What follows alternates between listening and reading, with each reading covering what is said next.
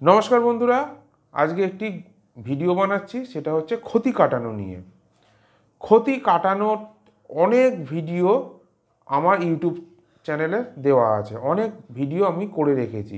নৃসিংহদেবের video আছে, বটুক ভৈরবের আছে, মহাকাল ভৈরবের আছে। আজকে এমন একটি চালান ক্রিয়া নিয়ে আপনাদের সাথে আলোচনা করব, যেটা হয়তো আপনারা কোনোদিন কোনো চ্যানেলে আর পাননি।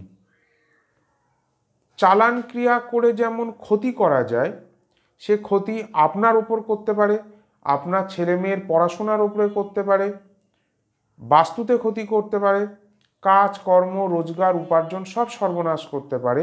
ঠিক তেমনি পাল্টা চালান ক্রিয়া করে সেই ক্রিয়াকে কেটে দেওয়া যেতে পারে বা সেই ক্রিয়াকে পাল্টি মারা যেতে পারে। পাল্টি মারার অর্থ হলো যে করেছে তার ক্রিয়া তার ঘাড়ে গিয়ে পড়বে। পাল্টি মারতে গেলে বা ক্ষতি কাটাতে গেলে যিনি কাটাচ্ছেন তার অনেক সাধন ক্ষমতা থাকতে হবে। তা না হলে শত্রু যে ক্রিয়াটা করেছে, শত্রুও তো ক্ষমতা ধরে কাজটা করেছে। শত্রু সবসময় নিজে যে তন্ত্রক্রিয়া জানবে তা কিন্তু নয়, কাউকে দিয়েও কিন্তু করাতে পারে। তো যাই হোক, যদি পাল্টি মারা যায়, ক্রিয়া ঘুরে গিয়ে যার ক্রিয়া তাকে লাগে।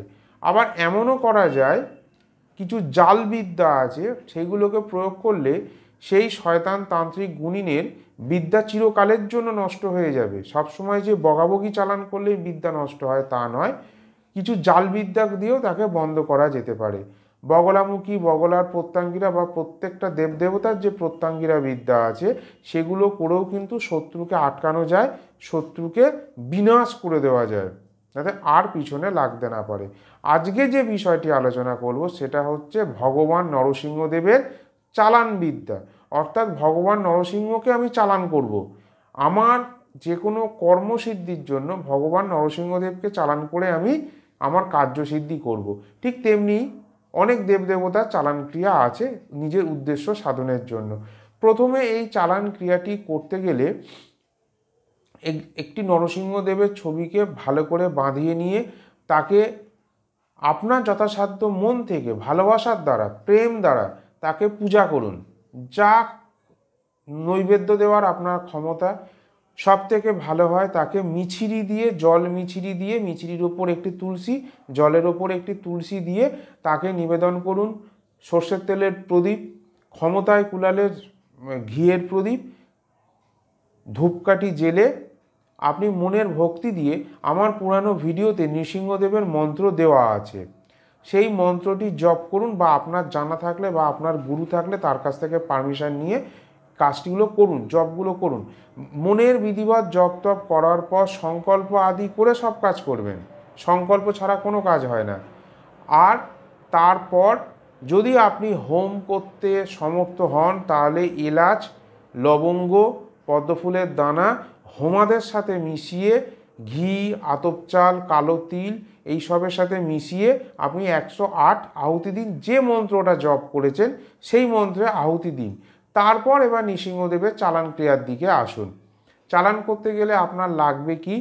অল্প একটু তেল সিঁদুর গোলা, 5খানা নিখুঁত মিষ্টি পানের পাতা, বোটা কাটা যাবে না, 5টা খোসা ছাড়ানো গোটা সুপারি, 5টা লাড্ডু।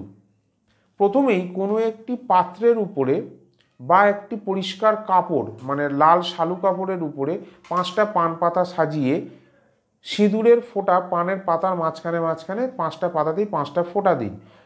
তারপর একটি করে লাড্ডু আর একটি করে সুপারি প্রত্যেকটা পান পাতার উপর সাজান। যার উপর ক্ষতি করা হয়েছে তাকে সামনে বসিয়ে রেখে দেবেন। তারপর আমি যে মন্ত্রটি বলছি সেই মন্ত্রটি 11 বার বা 21 বার পড়বেন।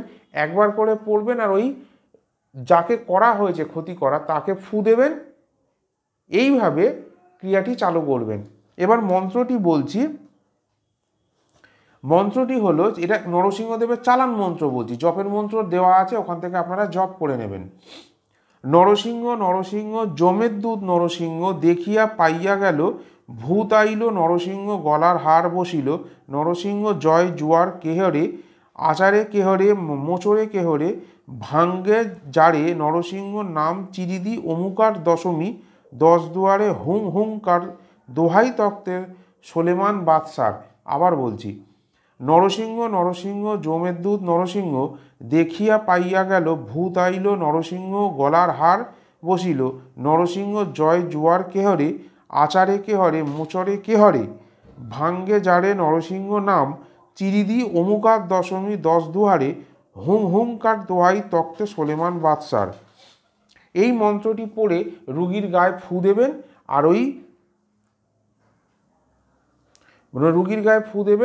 আর ওই নরসিংহদেবকে স্মরণ করে করে এরকম 11 বার 21 বার করবেন। এই যে শ্রাবণ মন্ত্রটি বললাম, এটি সব থেকে ভালো হয় 108 বার বা 1008 বার কার্যটি করবার আগে জপ করে রাখবেন কোনো ভালো তিথি নক্ষত্র ধরে। এই করলে কি হবে, যার ওপরে বাণবিদ্যা, জাদুটোনা, গুণবিদ্যা করা হয়েছে, তার সমস্ত ক্রিয়া মানে তার উপর থেকে সমস্ত কিছু উঠে যাবে।